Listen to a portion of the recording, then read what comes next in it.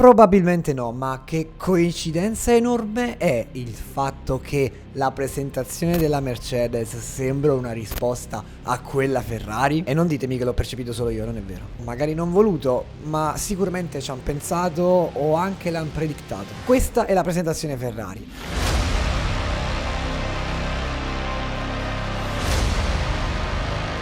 Aggressiva, rumori, innovazione, la massima espressione della squadra, ha detto Binotto. Messaggio: ci siamo, è il nostro momento, giochiamo anche noi. Questa invece è la presentazione Mercedes.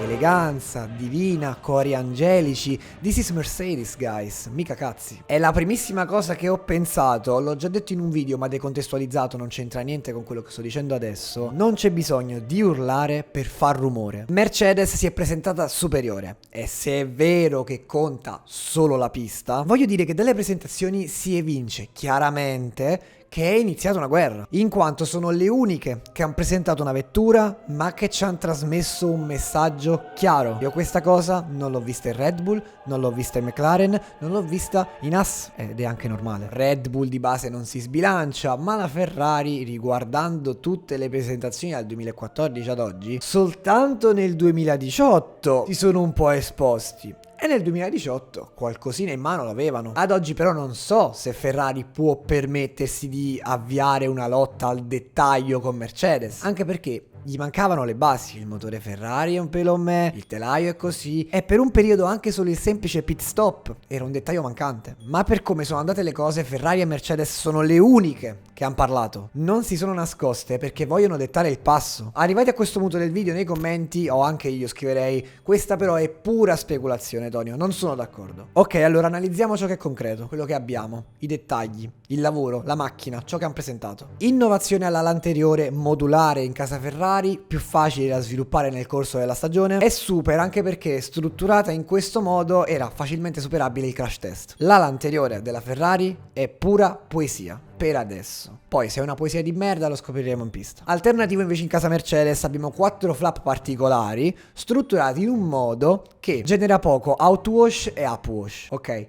Ma che cosa vuol dire? Con entrambi i termini andiamo a definire più o meno penetrazione aerodinamica da parte del muso. In particolare la parte che dobbiamo prendere in considerazione è quella esterna. Andando a creare una curva, gestisce l'aria in maniera diversa e quindi penetra di più o di meno la vettura dentro l'aria. Bruttissimo, però è così. E aggiungo pure che Mercedes sull'ala si è sbilanciata pure poco, ha dato le basi. Altro punto: innovazione sul fondo. Se Ferrari ci ha stupito per la scelta coraggiosa di indirizzare i flussi nel sovrascocca, Mercedes ha particolarmente stupito per l'ingresso dell'aria nei canali venturi, per la complessità dell'ingresso. Una sezione molto ampia e 3 deviatori di flusso molto sporgenti. E vi dirò, questo però lo dico io, quindi nulla di concreto, nulla di fondato, ma secondo me questi creano tante di quelle turbolenze che ci divertiamo. Altro punto: l'ala posteriore a cucchiaio della Mercedes, esasperata nel suo modo di essere, un'esagerazione vera e propria. E ricordiamoci che stiamo parlando di 2 team che sicuramente avranno nascosto delle carte importanti. Ci sarà pure una motivazione se la V13 è stata presentata in 2 versioni. Io ho preso in considerazione quella che è scesa in pista per lo shakedown, però sicuramente serve a confondere. Questo video non sarà ovviamente perfetto, perché sapessi tutto andrei a lavorare come spia nel team di Maranello, ma capitemi, Mercedes è un top team.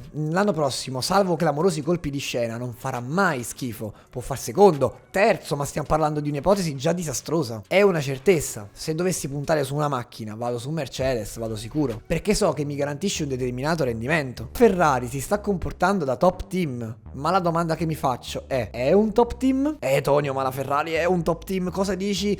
Sì, lo so che è un top team. Quello che intendo è che degli ultimi 3 anni la Ferrari non può essere giudicata come top team, terzo, quarto posto. E c'è andato anche peggio un anno. Presentarsi da grandi adesso significa prendersi una grande responsabilità. Se dovessero floppare, con flop intendo terzo o quarto posto, sicuramente non mi conterrò. C'è solo un ultimo punto da analizzare, che è opinione popolare, Binotto non è Toto Wolff. Binotto non ha la stessa importanza politica di Toto Wolff. Io capisco questa affermazione, ma da un lato non sono d'accordo. Torniamo un pelo indietro. Maurizio arriva bene, faccia appesa, non era mai contento, bisogna lavorare, così colà. Ok, le classiche frasi, ma era carismatico. E infatti l'addio di Arriva Bene e l'arrivo di Binotto ha creato non casino, però tutti hanno detto non ha la personalità. Possiamo essere d'accordo, perché di tutti i team principal, dei top, ma anche aggiungerei altri, è sicuramente quello che fa meno paura. E quindi io non lo metto al pari di Toto e non lo paragono nemmeno, perché Toto è di un altro livello, parere personale. Ma non sarebbe giusto non dare fiducia a una persona che ha reso grande Schumacher, non zio Peppe, un certo Michael. E se è vero che nella storia non sempre ci si ripete, aggiungo che nel 2019 Binotto non aveva fatto male. Aveva mostrato qualcosa di importante, aveva osato, che gli è stato tolto dalla FIA creando un casino per il 2020. C'erano dei limiti, c'erano delle perplessità, dei dubbi, siamo d'accordissimo. Non era la massima espressione. La massima espressione del team principal Ferrari può uscire fuori nel 2022. Non avrà peso politico, sicuramente non la prenderà di petto come può fare Toto all'ultima gara del campionato, ma è quello intelligente che sta in casa, si mette, lavora e te lo può anche mettere a quel servizio. Ovviamente, sentenza alla pista, sentenza al popolo, scrivete nei commenti quello che pensate. Io voglio dare fiducia finché non parla la pista. Se poi